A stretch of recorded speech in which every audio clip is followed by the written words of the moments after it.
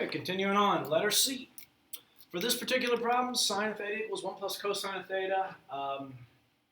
Again, if I'm not seeing sine squareds and cosine squareds, there's no easy substitution that I can think of.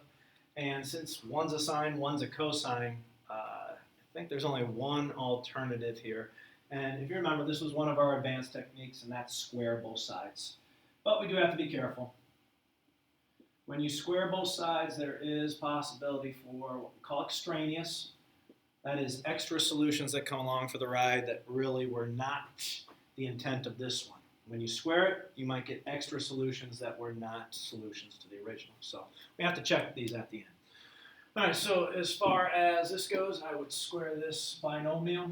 Say sine squared theta equals 1 plus, that would be outer and inner are both cosine, so 2 cosine theta. Cosine theta plus cosine squared theta. All right, looks like the cosines have it, so I'm probably going to rewrite sine squared as 1 minus cosine squared from our Pythagorean identity. Remember, sine squared plus cosine squared equals 1, so sine squared can be rewritten as 1 minus cosine squared. So 1 plus 2 cosine theta plus cosine squared theta. All right, probably going to get everything on one side, so it's set equal to 0. I'm going to attempt to factor. I think the easiest way would be to add cosine squared, subtract 1. It will cancel out those 1's. So when all is said and done, I got 2 cosine theta plus 2 cosine squared theta. We'll factor out a GCF. GCF looks to be 2 cosine theta, which is 1 plus cosine theta.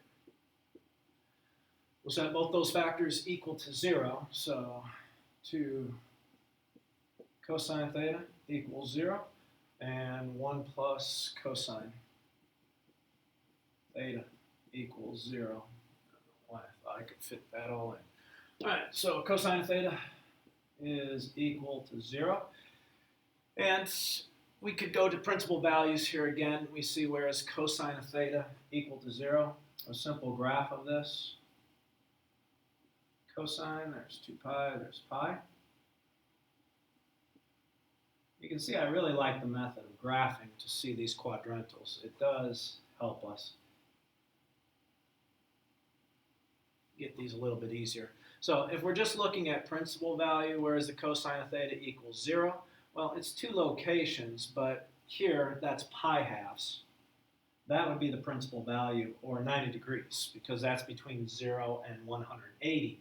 The 3 pi halves, well, that'll happen to be one of our solutions here. So that will work between 0 and 2 pi. So we can actually get both our degrees and radians from this. We might as well. So as far as degrees go, the principal value is pi halves, but we'll say 90 degrees, pi halves for the radians, or 270 degrees, or 3 pi halves for the radians. So that takes care of those, assuming they actually are okay. We do have to check those in the original. Right, and then 1 plus cosine of theta equals 0. Well, we get the cosine of theta equals -1. Again, we're looking at quadrantals, so we can use this picture. At -1, we're looking at pi, or 180 degrees. So we can just say 180, or pi. Probably should put those on the same level, huh? So 180 for this one, or pi radians.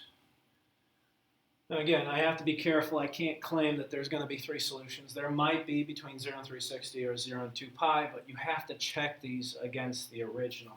So I think I can safely erase these. And we check. Let's start with 90 degrees. So we're checking 90. That would mean that the sine of 90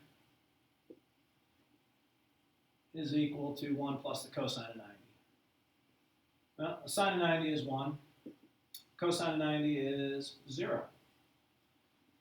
And that is a true statement. So 90 is definitely a solution. We'll go with 90. We'll go with pi halves. Right, next, the 270. See about that one.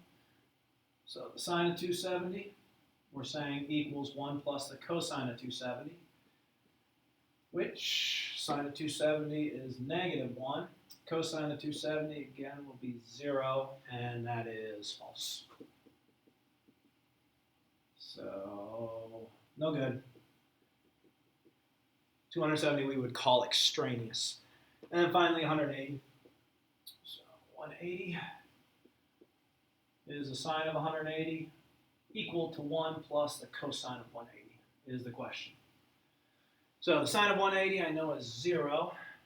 Cosine of 180, and we can go to our picture there, is negative 1. So 1 plus a negative 1. Yeah, dare say that is true. So we actually have two solutions between 0 and 360. So this one turned out to be extraneous. The other two are good, so I'll cross off 3 pi halves. Now as far as all values, if you look at your solutions here, we're saying our solutions are 90 and 180. Now this one we can probably maybe condense. Nah, that's thinking 90, 180, there's no easy multiple, so sorry, I thought I had something there. We'll say 90 plus 360k. We'll say 180 plus 360k. And again, just remember the 360k is just referring to coterminal angles. So 90 plus anything coterminal with 90. 180 plus anything coterminal with 180 will be a solution. Or if we're talking radians, we just have to convert the 360 to 2 pi. So simply put, we'll put pi halves plus 2 pi k, or pi plus 2 pi k. And there you have it.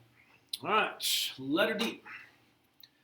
This one is already set equal to 0. They're both the same trig function. One's squared, one's not. I only see factoring as an option here. So again, I like to compare this to the quadratic equation, 2x squared minus 3x minus 2, because the similarities are, right down the line here. So if you can factor 2x squared minus 3x minus 2, you can factor 2 sine squared minus 3 sine of theta. 2 sine squared theta minus 3 sine of theta minus 2 equals 0. And I'm hoping you factor. Guess and check, 2x and x. Now, there's only two factors of 2, 1 and 2, so I can't put a 2 with a 2. I know it would have to be this way if it's going to work. If I check outer, that's 4. Inner is 1. You subtract those in just the right way, you can get a negative 3. So outer needs to be a negative 4x, inner positive 1, and there we go. So, mystery solved.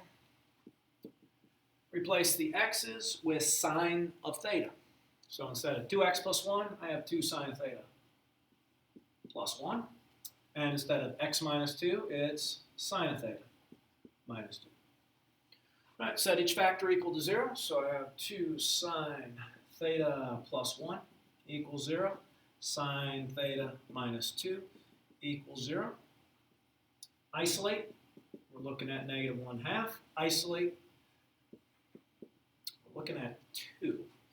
All right, let's deal with this guy first. As far as principal values are concerned, your principal value is going to be the sine inverse of negative 1/2, which will be negative 30. Quadrant 4, remember, negative 30. Now, that's not what we're looking for 0 to 360, but it is a pretty good clue. You can say, okay, 30 degrees, negative 30 in quadrant 4. The positive version would be 330 degrees. So 330 for that one. Where else is sine negative besides quadrant 4? The answer is, well, quadrant 3 with a reference of 30 puts us at 210. As far as radians are concerned, 330 is 11 pi 6, 210, 7 pi 6. Okay, and then there was sine of theta equals 2. Well, if you go with the principal value, you would be saying, well, what is sine inverse of 2? Well, you got a problem here. First of all, think of sine. Sine is opposite over hypotenuse. What you're saying is you're getting a ratio with opposite over hypotenuse greater than 1. The hypotenuse is always the longest side in a right triangle.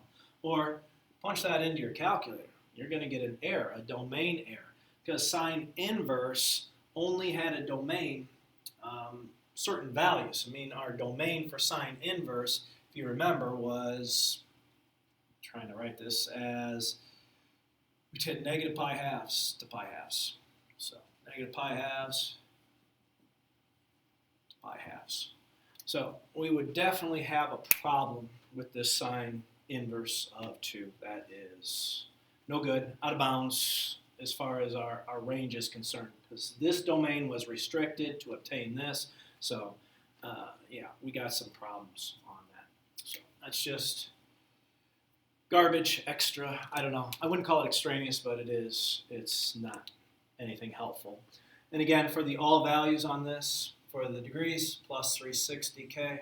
I'm not seeing an easy way to do this, plus 2 pi k.